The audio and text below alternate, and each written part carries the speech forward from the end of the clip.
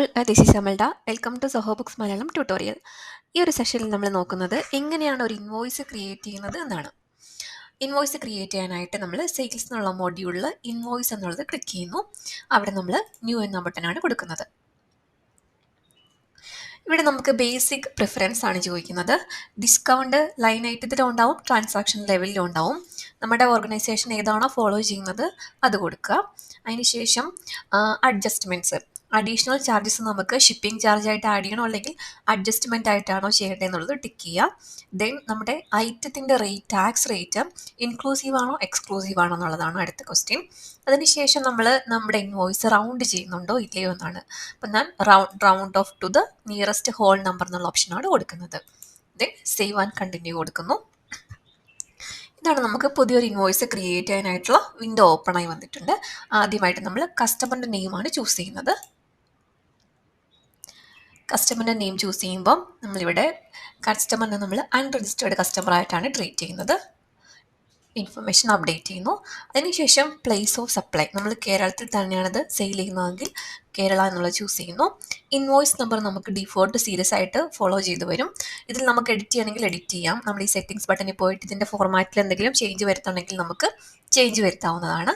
അതിനുശേഷം invoice date, due date കൊടുക്കുന്നു. നമ്മൾ അടുത്തതായിട്ട് ഐറ്റം ചൂസ് ചെയ്യുന്നു. നമ്മുടെ ഇൻവെൻട്രി ഐറ്റം ക്രിയേറ്റ് ചെയ്ത് വെച്ച ഇൻവെൻട്രി ഐറ്റം ചൂസ് ചെയ്യുന്നു. ക്വാണ്ടിറ്റി നമ്മൾ സെയിൽ ചെയ്യുന്നത് ഒരു 50 ക്വാണ്ടിറ്റിയാണ്. നമ്മൾ ഓൾറെഡി 100 വരാൻ കാരണം നമ്മൾ ഐറ്റം മാസ്റ്ററിൽ 100 എന്നുള്ള ഇട്ട് വെച്ചുകൊണ്ടാണ് ഇവിടെ 100 വരുന്നത്. നമ്മളിപ്പോൾ 100-നല്ല 150-ക്കാണ് സെയിൽ ചെയ്യുന്നതെങ്കിൽ നമുക്ക് അത് മാറ്റി കൊടുക്കാവുന്നതാണ്. അതിനുശേഷം നമ്മൾ GST റേറ്റ് 5% അല്ലെങ്കിൽ 12% ചൂസ് ചെയ്യുന്നു. അപ്പോൾ നമുക്ക് കാണാൻ പറ്റും നമ്മുടെ ഐറ്റത്തിനോട് GST ആഡ് ചെയ്തിട്ടുള്ള ടോട്ടൽ എമൗണ്ട് 8,400 വന്നിട്ടുണ്ട്. ഇനി നമ്മൾ ഡിസ്കൗണ്ട് കൊടുക്കുന്നുണ്ടെങ്കിൽ നമുക്ക് ഡിസ്കൗണ്ട് കൊടുക്കാം. ഇവിടെ ഡിസ്കൗണ്ട് എന്നുള്ള ഓപ്ഷനിൽ പെർസെൻറ്റേജും ഉണ്ടാവും, റേറ്റും ഉണ്ടാവും. ഇപ്പം ഞാനിതിനൊരു 400 ഡിസ്കൗണ്ട് കൊടുക്കുകയാണെങ്കിൽ 400 എന്ന് ഇവിടെ എൻ്റർ ചെയ്യുമ്പോൾ ഓട്ടോമാറ്റിക്കലി ഇവിടെ എമൗണ്ട് മൈനസ് ആയിട്ട് വരും. അതിനുശേഷം നമ്മൾ എന്ത് ചെയ്യുന്നു, സേവ് ആസ് ഡ്രാഫ്റ്റ് കൊടുക്കുന്നു. അടുത്തായിട്ട് നമ്മൾ HSN നമ്പറാണ് കൊടുക്കേണ്ടത്. HSN നമ്പർ നമ്മൾ നമ്മുടെ ഐറ്റം മാസ്റ്ററിൽ കൊടുത്തിട്ടുണ്ടെങ്കിൽ ഇവിടെ ഇങ്ങനെ ഒരു ക്വറി വരില്ല. ഐറ്റം മാസ്റ്ററിൽ കൊടുത്തിട്ടില്ലെങ്കിൽ നമ്മൾക്ക് ഇവിടെ കൊടുക്കാനുള്ള ഓപ്ഷനുണ്ട്. അതിനുശേഷം നമ്മൾ സേവ് ആസ് ഡ്രാഫ്റ്റ് എന്നുള്ള ഓപ്ഷനാണ് കൊടുക്കുന്നത്. ദെൻ നമുക്ക് നമ്മുടെ കസ്റ്റമറിന് മെയിൽ ID ഉണ്ടെങ്കിൽ നമുക്ക് ഡയറക്റ്റ് ആയിട്ട് ഇവിടുന്ന് ഇൻവോയ്സ് സെൻഡ് ചെയ്യാം. ഇനി മെയിൽ ID ഇല്ല എന്നുണ്ടെങ്കിൽ എന്ത് ചെയ്യാം, മാർക്ക് ആസ് സെൻഡ് എന്നുള്ള ഓപ്ഷൻ കൊടുത്താൽ മതി. ഇതാണ് ക്രിയേറ്റ് ആയിട്ട് വന്നിട്ടുള്ള ഇൻവോയ്സിൻ്റെ ഫോർമാറ്റ് എന്ന് പറയുന്നത്.